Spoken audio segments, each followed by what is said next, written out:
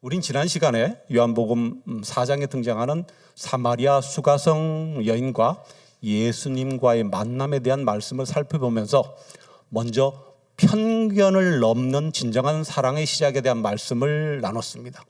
유대인들은 사마리아인들과는 상종하지도 않을 뿐만 아니라 사마리아 땅을 우회하여 다닐 정도로 접촉을 피했던 그 땅을 예수께서는 직접 가셨죠. 4장 4절에 사마리아를 통과해야 하겠는지라, 여기서 하겠는지라로 번역된 헬라어 대는 요한복음 3장에서 살펴본 세례 요한의 말, 그는 흥하여야 하겠고, 여기서 하겠고와 동일한 단어로 must, 반드시 뭐뭐 해야 한다라는 뜻을 가진 동사이며, 또한 이 단어는 요한복음 3장 14절에 모세가 광야에서 뱀을 든 것 같이 인자도 들려야 하리니 에서도 사용된 것이라고 말씀드렸습니다. 이것은 예수께서 사마리아로 가야 하는 것이 단순한 예수님의 어떤 선택이 아니라 하나님의 섭리적 필연성을 강조하는 것이며 하나님의 구속 경륜 안에서 반드시 이루어져야 할 사명임을 의미하는 것입니다. 왜냐하면 그곳에 예수님의 생수를 기다리는 영혼, 바로 사마리아 여인이 있었기 때문이라고 살펴보았습니다. 그리고 예수님은 수가성 우물가에서 그 여인과 만나서 생수, 남편, 예배, 그리고 전도라는 단계의 대화를 나누시게 됩니다. 팔레스타인 지방의 뜨거운 한낮, 아무도 우물에 오지 않는 시간에 물을 기르러 온 한 여인에게 예수께서는 물을 좀 달라는 말씀으로 대화를 시작하시고, 이 물을 마시는 자마다 다시 목마를 것이다. 그렇지만 주님이 주시는 물은 그 속에서 영원히 목마르지 않고 영생하도록 솟아나는 샘물이 될 것이라고 말씀하시며, 그 여인은 그 말씀을 듣고 그 물을 자신에게도 주어 목마르지도 않고 다시는 여기에 물 기르러 오지도 않게 해달라고 말했죠. 예수님께서는 내가 만일 하나님 선물과 또 내게 물 좀 달라 하는 이가 누구인 줄을 알았더라면 내가 그에게 구하였을 것이요 그가 생수를 내게 주었으리라고 4장 10절에서 말씀하셨습니다. 여기서 하나님의 선물은 단순히 물을 의미하는 것이 아니라 구원의 은혜와 생명의 근원이신 예수 그리스도 자신을 의미하며, 생수는 문자적인 의미로 흐르는 물을 넘어선 성령 하나님께서 주시는 영원한 생명을 상징한다고 살펴보았습니다. 그리고 예수께서는 내 남편을 불러오라고 여인에게 말씀하시죠. 우리 성경에는 여기로 이리로라는 헬라어 엔다데를 번역하지 않았다고 말씀드렸습니다. 원문대로 번역하면 내 남편을 불러 여기로 오라. 이것은 앞절인 15절에 여자가 예수님께 말할 때 사용한 단어와 동일하다고 말씀드렸습니다. 여자가 이르되 주여 그런 물을 내게 주사 목마르지도 않고 또 여기 물 기르러 오지도 않게 하옵소서. 바로 여기 물 기르러에서 여기와 동일한 단어 엔다데입니다. 수가성 여인은 나는 남편이 없나이다라고 대답하자 예수께서는 내가 남편이 없다는 말이 옳도다. 너에게 남편 5이 있었고 지금 있는 자도 내 남편이 아니니 내 말이 참되도다라고 말씀하십니다. 이 여인은 그동안 육신의 목마름을 위해 여기라는 우물로 왔지만 이제는 영혼의 목마름의 해결을 위해 예수라는 여기로 오게 되고, 또 그녀의 인생의 목적지 대변환이 이로 인해서 일어났다고 우리가 살펴보았습니다. 그냥 지금까지 인생의 목마름을 해결하기 위하여 항상 여기라는 우물에 나왔던 것이죠. 그러나 목마름이 영원히 해결되기 위해서는 예수라는 여기로 나와야 한다고 주님은 말씀하신 것입니다. 예수라는 여기에 해답이 있고 또 정답이 있다고 예수님은 말씀하고 있는 것이죠. 인생의 해결점이 있다고 말씀하시는 것입니다.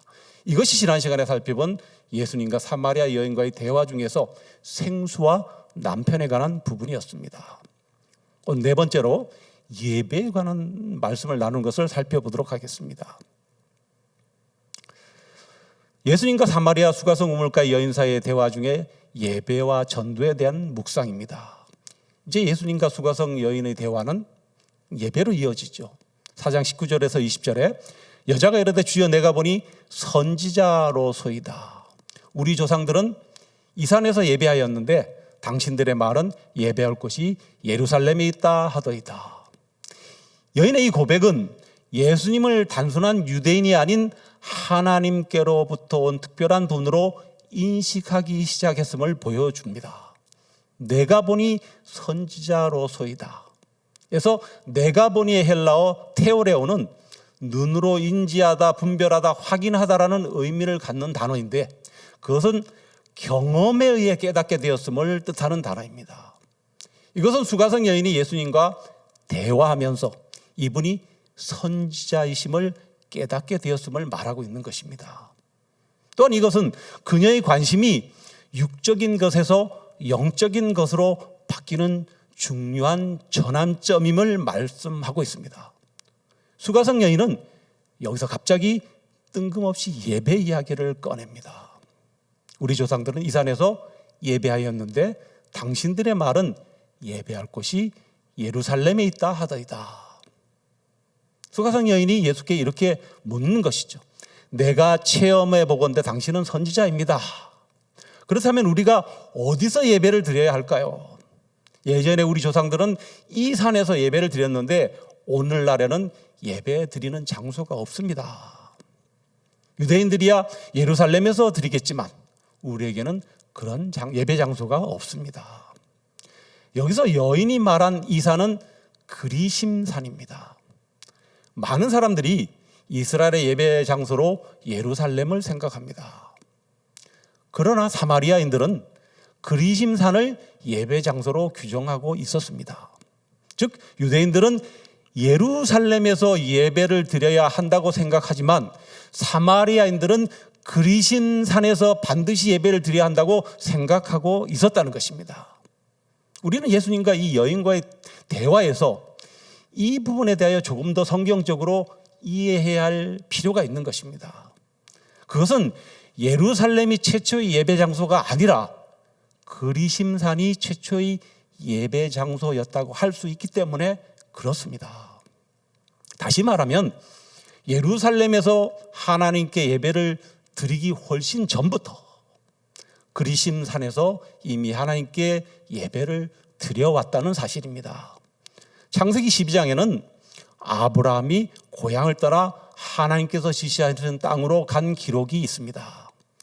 그가 세겜에 도착하여 처음으로 제단을 쌓았습니다. 그 세겜이 바로 오늘 본문에 나온 수가성입니다.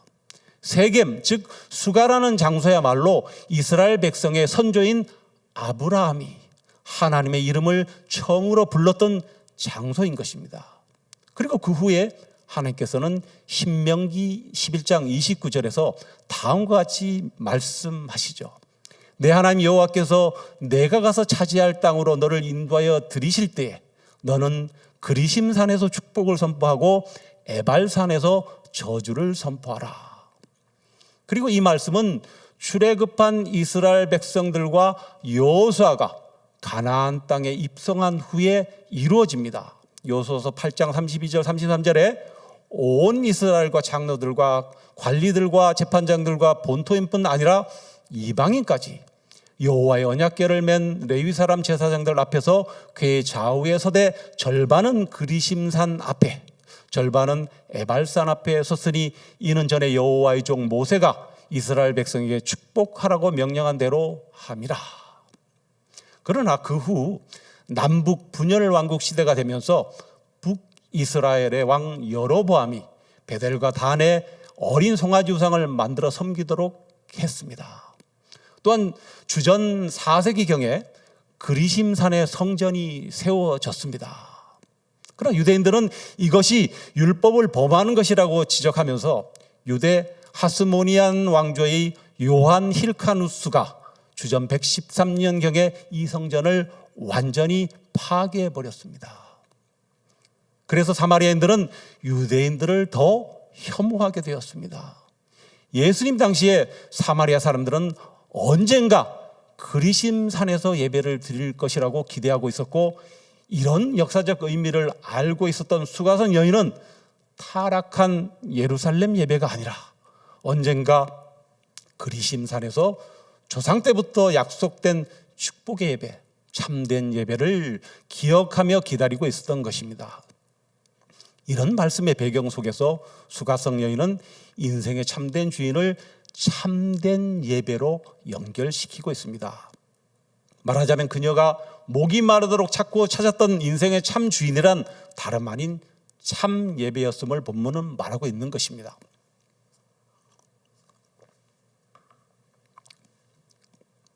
이에 대해서 예수님께서는 이렇게 말씀하십니다.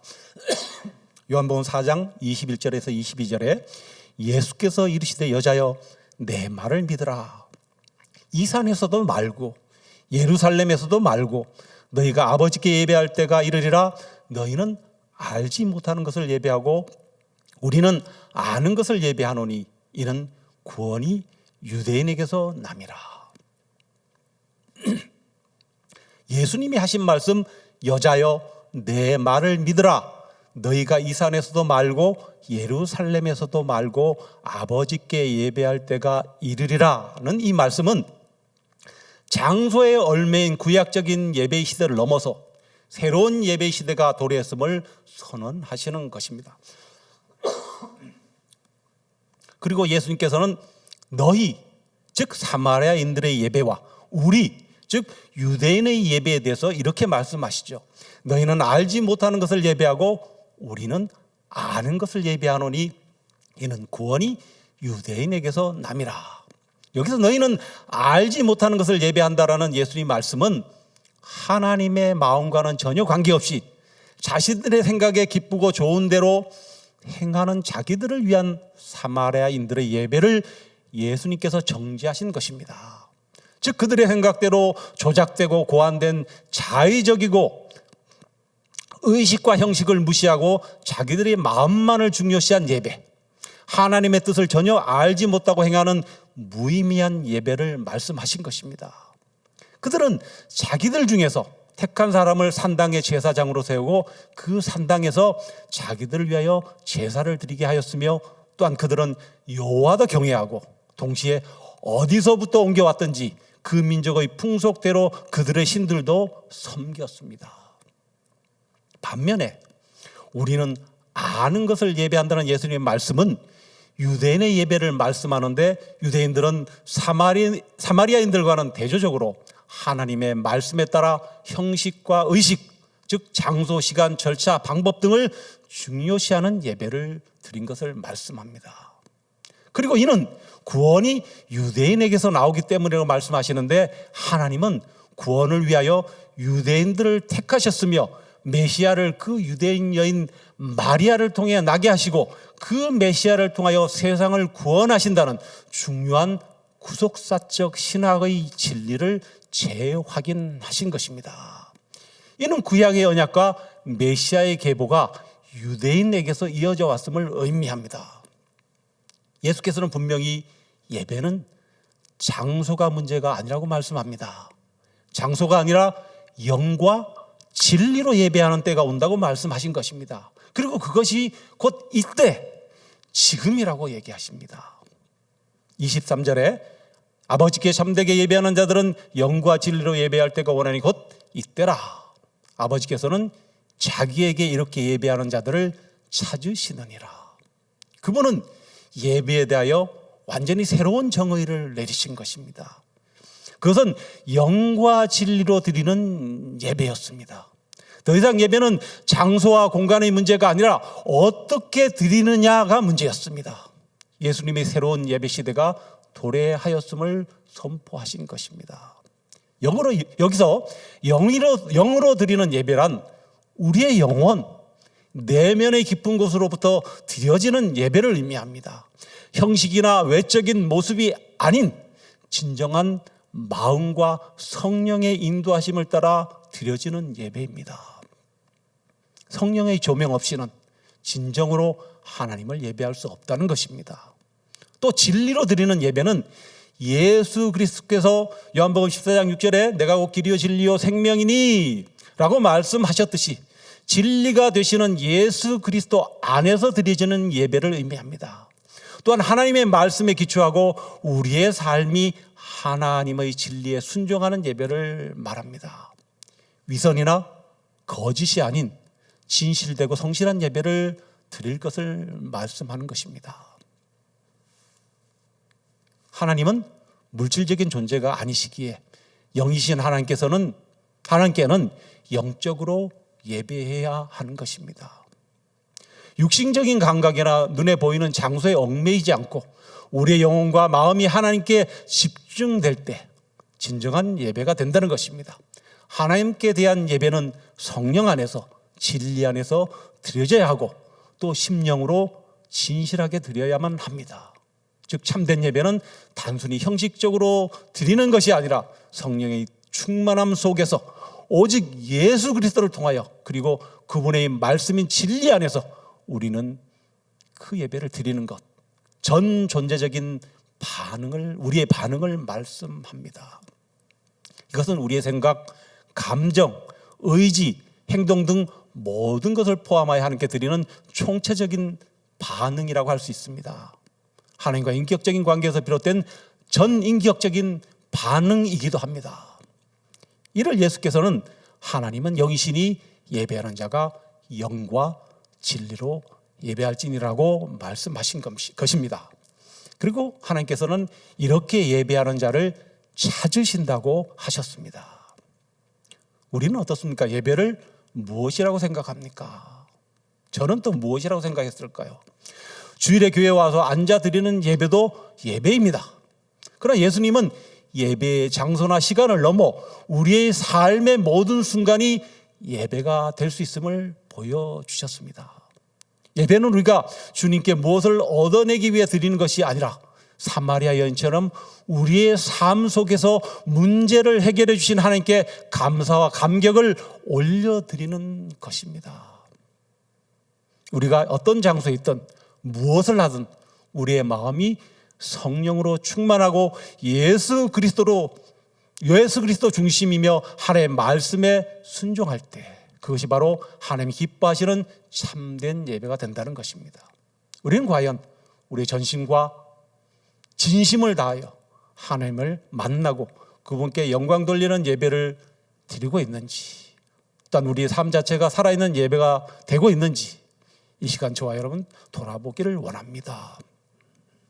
마지막으로 전도입니다. 지금 이 수가성 우물가의 이야기는 예수께서 수가성 우물가에서 사마리아 여인에게 물을 좀 달라고 말을 건넴으로 시작되었습니다. 그리고 아까도 말씀드렸지만 그 대화는 생수, 남편, 그리고 예배로 이어졌습니다.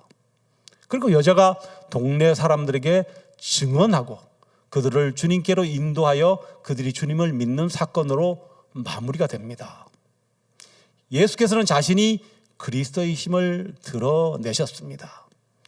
4장 25절 26절에 여자가 이르되 메시아 곧 그리스도라 하는 이가 오실 줄을 내가 아노니 그가 오시면 모든 것을 우리에게 알려주시리이다. 예수께서 이르시되 내게 말하는 내가 그라 하시니라. 여인은 구약 성경의 예언을 통해 메시아에 대한 소망을 품고 있었습니다.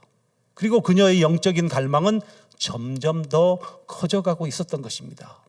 여기서 내가 그라 하시니라의 헬라어 에고 에이미는 구약 성경에서 모세가 하나님께 이름을 묻는 질문에 대하여 답변하신 나는 스스로 있는 자니라 출애굽기 3장 14절에 기록되어 있는 그 표현과 동일한 표현입니다.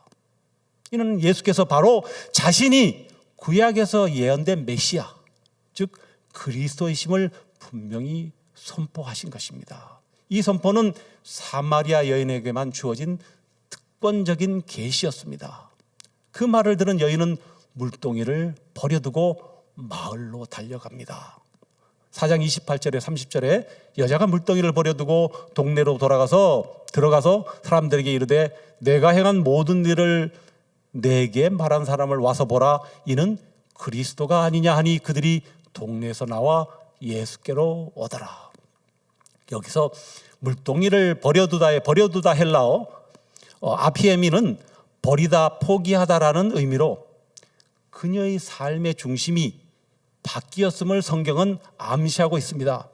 영혼의 목마름의 해갈을 위해 여기라는 우물로 왔지만 육신의 목마름의 해갈을 위해 물만 길러갔던 여인이 그 물동이를 포기한 채 마을 사람들에게 갔습니다. 이것은 그녀가 세상적 갈급함이 예수라는 여기에서 채워졌음을 의미하는 것입니다. 그런 진정한 생수를 얻었기에 이제 더 이상 과거의 목마름을 상징하는 물동이에 얽매이지 않고 그것을 미련 없이 버려두었다는 것입니다. 그리고 그녀는 즉시 마을로 달려가 자신이 만난 메시아를 증거합니다. 여인의 변화와 간증으로 인해 결국 동네 사람들은 예수님께로 모여듭니다. 그 사이에 먹을 것을 구하러 갔던 제자들은 우물가에 돌아와 예수님께서 사마리아 여인과 대화하시는 것을 보고 놀랍니다. 당시 유대인 남자가 사마리아 여인과 대화하는 것은 매우 이례적인 일이었기 때문에 그렇습니다. 제자들이 예수님께 음식을 보냈지만 예수님은 이렇게 말씀하시죠. 34절에 나의 양식은 나를 보내신 이의 뜻을 행하며 그의 일을 온전히 이루는 이것이니라. 여기서 양식으로 번역된 헬라어 브로마는 단순히 먹는 것을 넘어서 삶의 목적, 삶의 에너지원을 의미합니다. 무엇을 의미할까요? 예수님의 가장 큰 만족과 기쁨 그리고 살아갈 힘은 바로 하나님 아버지의 뜻을 이루는 것, 곧 영혼을 구원하는 일임을 예수님께서 말씀하신 것입니다. 이어서 예수님은 추수할 밭에 대한 비유를 말씀하시죠. 35절에 너희는 넉 달이 지나야 추수할 때가 이르겠다 하지 아니하느냐? 그러나 나는 너에게 이르노니 너희 눈을 들어 밭을 보라 희어져 추수하게 되었도다. 여기서 희어져 추수하게 되었도다라는 표현은 사마리아 마을에서 예수님께로 몰려오는 수많은 사람들의 옷을 가리키는 것이라고 해석하기도 합니다. 그들의 모습이 마치 추수 때를 기다리는 하얀 곡식 이삭처럼 보였기 때문입니다. 이들의 구원이 바로 예수님의 눈에는 당장 거두어야 할 영적인 추수밭으로 보였던 것입니다. 이제 말씀은 대단원으로 치닫고 있습니다. 여인의 말을 듣고 예수께로 나온 동네 사마리아인들이 이렇게 말합니다. 40절에 42절에 그 동네 중에 많은 사마리아인이 예수를 믿는지라. 사마리아인들이 예수께 와서 자기들과 함께 유하기를 청하니 거기서 이틀을 유하심에 예수의 말씀으로 말미암아 믿는 자가 더욱 많아 그 여자에게 말하되 이제 우리가 믿는 것은 내 말로 인함이 아니니 이는 우리가 친히 듣고 그가 참으로 세상의 구주신 줄 알미라 하였더라. 이 본문에서 믿는다, 헬라어 피스티오라는 동일한 단어가 반복적으로 3번이나 사용되었습니다. 39절에 그 동네 중에 많은 사마리아인이 예수를 믿는지라. 41절에 예수의 말씀으로 말미암아 믿는 자가 더욱 많아. 그리고 42절에 이제 우리가 믿는 것은 내 말로 인함이 아니니 등입니다. 요한복음은 왜 수가성 여인의 기록 끝에 동네 사마리아인들의 고백인 믿는다, 피스티오를 매 구절마다 기록했을까요? 그것은 사마리아 여인의 말이 예수 그리스도를 증언하였기 때문입니다. 다시 볼까요? 39절에 여자의 말이 내가 행한 모든 것을 그가 내게 말하였다 증언하므로. 자, 여기서 여자의 말이에서 이 말은 헬라어로 로고스입니다. 저도 이거를 찾아보고 깜짝 놀랐습니다. 그 여자, 수가성 우물가의 그 여인이 사마리아 성에 있는 그 동네에 있는 사람들에게 한 말이 로고스라는 겁니다. 여러분, 로고스는 뭘 의미합니까? 하나님의 말씀을 의미하죠. 특히 요한복음에서 로고스는 예수 그리스도를 의미합니다. 우리 요한복음 1장을 살펴볼 때 예수님은 말씀, 즉 로고스라고 배웠습니다. 요한복음 1장 1절에 3절에 태초에 말씀이 계시니라 이 말씀이 하나님과 함께 계셨으니 이 말씀은 곧 하나님이시니라. 그가 태초에 하나님과 함께 계셨고 만물이 그로 말미암아 지은 바 되었으니 지은 것이 하나도 그가 없이는 된 것이 없느니라. 그리고 이 말씀이 육신이 되어 오신 분이 바로 예수 그리스도라고 말하고 있습니다. 요한복음 1장 14절이죠. 이것은 이 사마리아 여인이 동네 사람들에게 자신이 살아온 과거를 족집게처럼 알아맞히는 예수를 전한 것이 아니라 바로 예수님 그 자체, 로고스를, 말씀이신 예수 그리스도를 전했다는 것입니다. 그런데 사마리아 여인은 어떤 마음으로 예수 그리스도를 그렇다면 전했을까요?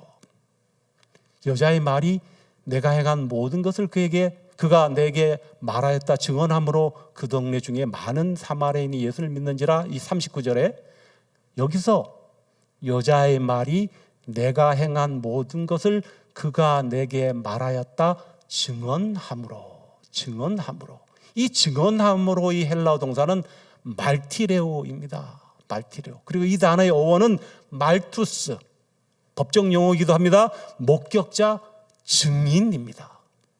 우리가 잘 아는 대로 사도행전 1장 8절에도 기록되어 있죠. 오직 성령이 너희에게 임하시면 너희가 권능을 받고 예루살렘과 온 유대와 사마리아와 땅까지 이르러 내 증인이 되리라. 내 증인이 바로 말투스입니다. 그리고 이 헬라어의 말투스에서 영어의 마터, 순교자라는 단어가 만들어졌습니다. 우리는 무엇을 여기서 가늠할 수 있습니까? 사마리아 여인의 입에서 나오는 선포적 증언은 나의 지난 과거 모든 것을 다 알아맞히신 분 바로 예수였습니다. 사마리아 여인은 죽기를 각오하고 그동안 마주치거나 만나기를 꺼려했던 동네 사람들에게 침이 마르도록 증언하는 것은 딱 한마디 로고스, 예수였습니다. 한 여인이 죽기를 각오하고 예수 그리스도를 말티레오, 즉 증언함으로 그 동네에 많은 사람들이 예수를 믿게 되었다는 것입니다. 예수를 증언하는 것이야말로 예수의 참된 제자들의 모습입니다. 증언이란 예수 그리스도의 제자들이 해야 하는 첫 번째 임무인 것이죠. 예수께서도 마태복음 28장 19절에 20절에 땅끝까지 가서 내 증인이 되라고 하셨습니다. 지금까지 과정을 통해서 생수를 얻는 것이 영과 진리 안에서 드리는 예배, 곧 성령과 로고스, 말씀이 되시는 예수 그리스도 안에서 드리는 예배를 의미한다면 결국 말씀, 즉 예수 그리스도를 믿는 믿음이 없이는 참된 예배가 불가능하다는 것입니다. 그렇기 때문에 오늘 본문이 반복적으로 믿음을 기록한 것은 우리들에게 그 믿음의 중요성, 어떤 믿음을 가져야 하는지를 말씀하고 가르쳐주고 있는 것입니다. 그리고 그것이 곧 전도로 연결된다고 말합니다. 그리고 믿은 사마리아인들이 행한 첫 번째 행동은 예수께 와서 자기들과 함께 유하시기를 청한 것입니다. 40절이죠. 사마리아인들은 예수와 함께 이틀을 유하면서 예수님으로부터 로고스 곧 말씀을 들었던 것입니다. 예수께로부터 어떤 말씀을 들었는지는 알 수 없지만 분명한 것은 예수의 그 말씀 로고스로 말미암아 믿는 자가 더욱 많아졌다는 것입니다. 41절 42절에 예수의 말씀으로 말미암아 믿는 자가 더욱 많아 그 여자에게 말하되 이제 우리가 믿는 것은 내 말로 인함이 아니니 이는 우리가 친히 듣고 그가 참으로 세상의 구주신 줄 알미라 하였더라. 여기서 우리가 믿는 것은 내 말로 인함이 아니니 이 말은 로고스가 아닌 것입니다. 이제 헬라어 랄리아, 즉 이야기입니다. 마치 사마리아에 이틀 동안 유하신 예수님과 사마리아 사람들 사이에 존재한 것은 더 이상 여자의 말이 아니라 오로지 예수님의 말씀밖에 없었다는 것을 뜻합니다. 우리가 직접 들어보니까 그 예수님 말씀이 로고스야. 이제 네 말은 이야기야. 사마리아 백성들은 처음에는 여인을 통한 간접적인 믿음에서 출발하였지만 그들이 예수님과 함께 하기를 간절히 사모하였을 때 그들은 예수님과 함께 유하였고 예수와 함께할 때 그분으로부터 그들 스스로 로고스, 즉 말씀을 친히 듣고 깨닫는 믿음으로 나아간 것입니다. 그리고 그 믿음의 완성은 예수를 세상의 구주로 고백하는 것이었습니다. 사마리아인들이 고백한 이 세상의 구주, 소텔토 코스모라는 표현은 성경에서 이 본문과 요한일서 4장 14절 아버지가 아들을 세상의 구주로 보내신 것을 우리가 보았고 또 증언하노니에서만 등장합니다. 말씀을 맺습니다. 사마리아 사람들이 예수님을 세상을 구원하시는 구세주로 고백하였다는 것은 상당한 충격이죠. 왜냐하면 그 당시 세상의 구주는 로마 황제에게만 적용되었던 말이기 때문입니다. 요한복음이 기록되었던 1세기 중엽 이후에 기독교를 박해하였던 하드리아누스 황제는 자신을 구세주로 부르라고 시민들에게 강요했습니다. 또 자신 스스로가 자신을 구세주라고 내세웠습니다. 그런데 이런 상황에서 사도 요한이 예수를 세상의 구주로 기록하였다는 것은 마치 반란과도 같은 것입니다. 이것은 목숨을 담보로 하는 고백이었습니다. 그러나 이런 고백이 가능했던 것은 믿음에서 예수 그리스도를 알므로 나갔기 때문입니다. 즉 알미 수반되고 알미 함께하는 믿음이기 때문입니다. 믿음은 지식을 반드시 수반합니다. 그 지식은 하나님이 나에게 시작하신 지식이며 하나님이 나에게 주신 알미고 깨달음이라는 것입니다.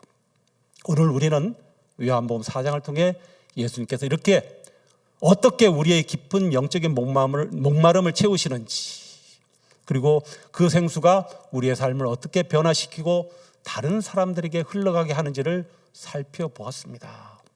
예수님은 편견의 벽을 허무시고 소외된 자들을 찾아오셨습니다. 그분은 세상에 그 어떤 것으로도 채울 수 없는 영원히 목마르지 않는 생수, 곧 성령님을 우리에게 주셨습니다. 그리고 그분은 장소와 형식에 얽매이지 않고 영과 진리로 드리는 참된 예배를 가르쳐 주셨습니다. 또한 이 생수를 경험한 자는 그 기쁨과 변화를 삶으로 증거하며 다른 영혼들을 향해 나가야 함을 보여주셨습니다. 저와 여러분은 지금 혹 무엇에 목말라 하고 있습니까? 오늘 예수께서 사마리아 여인에게 말씀하셨던 것처럼 우리에게도 동일하게 말씀하십니다. 내가 주는 물을 마시는 자는 영원히 목마르지 아니하리니 내가 주는 물은 그 속에서 영생하도록 솟아나는 샘물이 되리라. 주님은 우리에게 이제 물동이를 버려두라고 말씀합니다. 과거의 상처, 죄책감, 세상의 집착을 내려놓고 오직 예수님께 나아오라고 말씀합니다. 또한 성령으로 충만하여 참된 만족과 기쁨을 누리고 우리의 삶의 모든 순간이 하나님께 드리는 영과 진리의 예배가 되게 하라고 말씀하십니다. 그리고 이 생수의 강이 우리 안에서 솟아나 이웃과 세상으로 흘러가도록 담대하게 예수 그리스도의 증인이 되라고 말씀합니다.